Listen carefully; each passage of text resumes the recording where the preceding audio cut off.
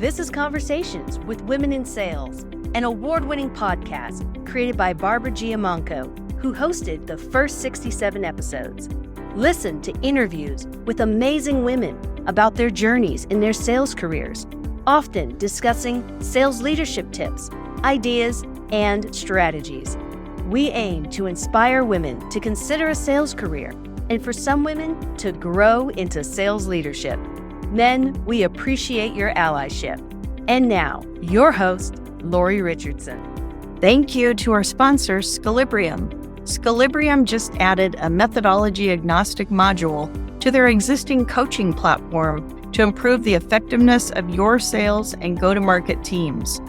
This includes out-of-the-box templates and frameworks, enhancing collaboration and driving better outcomes. See what all the excitement is about at scalibrium.com. I'm here today with Michelle Benfer. She is SVP Sales, Business Line Owner at Bill. I've known her prior to that. She's ex-SVP at HubSpot. Michelle, you were with LogMeIn. You've had a long, even AOL, right? You were at AOL. I remember those guys. Yeah, it was the patch websites at AOL. Yep. Isn't that funny? And you had a fashion background, which I want to dive into. You were on episode 109 way back when we were talking about benefits for maternity leave. I don't know if you remember that, but that was episode 109. And it's an evergreen issue. It's an ongoing topic in many sales teams. And I encourage people to check it out if that's of interest. But it was a really great session, I thought. But thank you for coming back. And we're going to talk today a little bit about management, leadership, and what good leaders should be doing with their sales teams. Because as you and I were talking before I hit record, we were talking about how things have changed so much, right? So give us a little background on that. Yeah, I think the sales climate right now is a really interesting one. I came up over the last 10 years or so where there was a ton of money in the market fueling particularly the SaaS market. And around the time of the pandemic, there was this digital transformation and a proliferation of technology purchases. And as we saw that wane and macroeconomic shifts happen in the tech sector, we started to see a contraction in spend. And we also started to see tech consolidation happen and also a lot of cost cutting because companies moved from growth at all costs to profitability really reigning supreme. So when you take all of that, there are different expectations of today's reps as well as today's managers, and the scrutiny and the level of precision and, for lack of a better term, put up or shut up when it comes to your numbers. It's different today than it was 3-4 years ago. And I think for some sales teams, it's a bit of a shock to the system, especially if you grew up in this really rich economy that it's just changed now. And the game of sales has changed. And as Lori, it's adapt or die. And I think that speaks for the companies and how they work with their reps. And I think that's reps and how they deliver for the companies as well. Yeah. And at the same time, I've seen a number of women, I've talked to a lot of women who are actually leaving corporate just because they don't feel that they ever could really bring their whole self to work. And now in this climate is, hey, this is the way it is. If you don't like it, not a big deal. Just we'll get somebody else, because there are a lot of people that are looking they will be happy to take your spot. I want to do something supportive for the reps and also supportive to the managers. And so let's talk about what can managers be doing to help their reps and to help themselves to really thrive more in this climate. Yeah. Let me start with first setting expectations for the role of the manager. And I think this is really important. And I've spoken on other podcasts about my beliefs that the frontline sales manager is one of the most important roles in the company, especially companies that are really fueled by sales-led growth. And I think, unfortunately, we put a lot of pressure on managers to be a jack of all trades. If you think about all the things that managers have to do on a daily basis, They have to hire effectively. They have to inspire their teams. They have to run pipeline reviews and make sure the pipeline's healthy, that the CRM hygiene is healthy. They have to be qualitative coaches and make sure that reps are ramping well as having the right kinds of conversations, which ideally means that they've adopted a sales methodology. They have to be a therapist to their reps at times. They need to be metrics driven and make sure that they understand those aspects. And they also tend to align with the rep, but at the same time, they have to wear a corporate hat as well. And so there's a lot we expect of managers. And I also think sometimes we don't clarify specifically what those expectations are. And I'll give you an example that I use often with my team, which is when a manager hires a rep, the manager is bringing an asset to the company. It's human capital. It's a human asset. And it's on them to make sure that their investment in that asset is successful. And what I think has happened recently, Lori, is there's been a little bit of this sink or swim that has returned. That was certainly the environment I grew up in as a seller. It was sink or swim. And it wasn't the manager's job or the company's job to make you successful. It was up to you. And there's warrant to an element of that philosophy. It really has to be a partnership. The rep has to show up, but the company is making a significant investment when it comes to training, when it comes to benefits, when it comes to the ramp time where the reps aren't fully productive. And so I think we've moved a little too far to the sink or swim. And I know a lot of companies are really asking their leadership teams to be a bit more judicious and immediate with performance, because with profitability, there's no time or space for lack of performance. And so I would start with manager really needs to make sure they are very crisp and clear about their role and what those expectations are before they can even start helping that rep. Yeah, that's important. And the reps need to know, and I know particularly in the case of women, we want to plan out, we want to know what our professional development options are. And we want to know, if I work really hard in this role, what can happen for me next. And sometimes in a climate like this, it's hard to know that. It's just, hey, just do your job and work hard and you'll see something good will come of it. And that's a big change. That's definitely different. So I appreciate your insight on that. What's a good rep to do? If you're good and you're in sales, I believe you can withstand the ups and downs, because like you and I, when I started a lot earlier than you did, but nonetheless, it was the same thing. It was like, here's your phone, start calling people and good luck to you.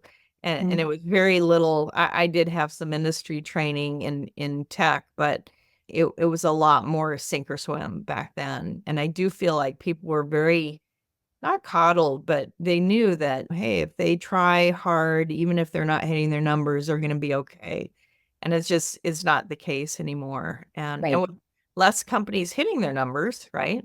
Sure. How does one kind of weather through the storm? Any advice for reps? Yeah. Listen, I think when I look at myself in my 20s as a seller, it was stressful. There were many times I asked myself or said to myself, I'm done with sales, I'm moving into marketing, or I'm going to go into event management. And it was just, the stress was a lot because you're betting on yourself. And especially when you're learning, sometimes you have hitting streaks and there are some times that you are in a slump as you're growing. And so I think that there's a few things that reps need to really think about. One is they really have to have a sense of resilience. And I think resilience is a bit like a callousing, if you will, and it happens over time. You're not just born with resilience. It's based on your ability to see through challenges. And so I think first and foremost, reps have to have the right mindset and understand they're going to face challenges. It could be a challenging manager. It could be that they're not grasping how to position their enterprise product as effectively as their pro product and their deal size isn't as strong. They need to realize that being a seller means that you're navigating personal growth, personal and professional growth. And so knowing that and having that mindset, I think, is the first right step. The second is intellectual curiosity and a commitment to continuous learning. And what I mean by that is it is not on your manager or on the company to make you effective at your job. They should enable you, but it's on the rep to raise their hand and say, hey, I'm not grokking this product. Hey, I don't think my positioning is right here. Hey, manager, would you mind giving me some feedback on this call I had? It didn't feel right. Ideally, they have conversational intelligence that they can do that level of diagnosis and coaching. So a rep has to really advocate for themselves and their professional development. And ideally, the company also agrees to that partnership where they're going to enable the rep for that. That's the other piece. And then I think the last part is, listen, if you're going to be in this game, you really have to decide, are you going to be mediocre? Are you going to be better than good? Or are you going to aim for great? And I think they really need to know that. And there are different kinds of reps. Every organization has the 90 to 100% rep, and that they fuel the majority of an organization. But I think this is a really lucrative career. And if you decide you want to be great and you really put the time in early, it's really going to pay dividends in the long term. So it's worth the extra time, the extra focus, and raising your hand for help. Yeah, that's so well put. I love that. I used to have a manager years ago named Al Martin. He came from IBM and he used to say, takes work to be mediocre. If you're going to work anyway, you might as well strive to be the best. So Totally. yeah, that's great. I love how you said being a seller means you're navigating personal, professional growth. That's really a great insight. That's really a great way to look at it. I'm just curious, going back to when you went to Boston College, you graduated in history and philosophy, and then you got into fashion. What did you think you were going to do? What was your plan when you, just out of curiosity? Yeah. So I grew up in the city of Boston, and my dad was an accountant. He also went to BC. My mom was always in sales. And so I saw her, she had a BDR role back in the day where she would do appointment setting for other sales reps. And she did it from the house. So I grew up seeing always hitting the phones. I saw her getting excited to be on the top of the leaderboards. And I was able to watch this firsthand in my living room of my small 1,200 square foot house. No idea. That's great. Yeah. And so then when I moved to New York City, I was just looking for any job after college. And so I was interviewing at the Good Morning America show for the sales department. I interviewed with Goldman Sachs. I interviewed with ESPN. And I had a friend who was working in the fashion magazines. And I got an internship at Harper's Bazaar in their marketing department. And I networked my way into finding out about this job in the sales department at Vogue. But it was always a focus in sales, and I was trying to find what's an area that I want to work where the pay is good enough, because I actually was working 2 jobs at the time, but also where I'm passionate about the product. And I ended up working at Vogue magazine in the sales department, which was an absolutely fabulous first experience. Your mom was a trailblazer. That's so cool. She had a remote job and yeah, it was. And then she ended up getting a job as a lunch lady at BC, which was a very purposeful focus. She went to EU and BC and Northeastern to see what job she could get so that we could get free tuition. And so she became a lunch lady and I had free college tuition. Wow. Yeah. I love that story so much. My son went to Northeastern, so I know about all the inner workings of those schools. Yep. That's so cool. What a great story.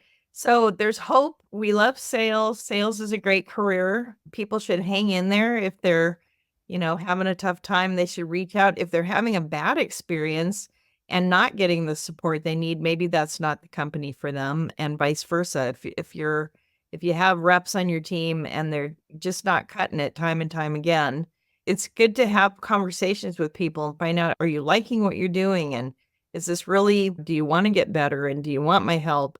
And I just would love to see more conversation happening and not rash calls to judgment and people surprised. It used to be that you would never be surprised if you lost your job.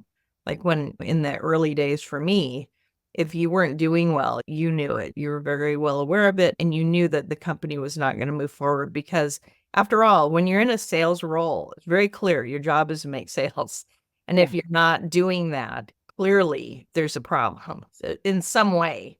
So I'm hopeful we can, between leadership and reps, we can have more good conversations, and that people don't throw the towel in on professional selling, because it really is a great career. Any final words, any final thoughts that you might have?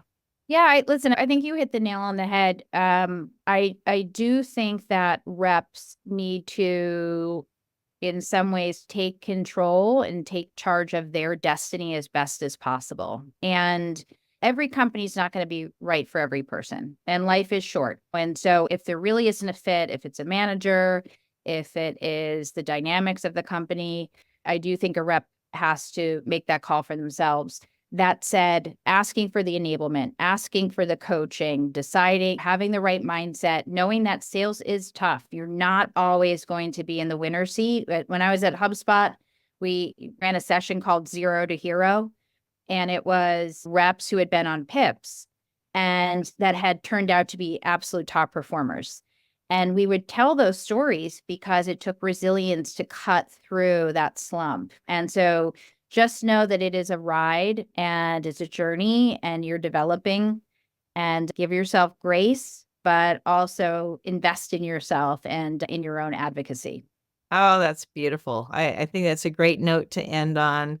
Michelle Benfer, thank you so much for taking time today for us, and continued success, and enjoy your new ride at Bill. And we'll be watching for more exciting things. Thank you so much. Okay, take care. Thanks for listening to this episode of Conversations with Women in Sales. You can find all of our episodes at womensalespros.com/podcast. Help us spread the word, and let's change the face of B2B sales.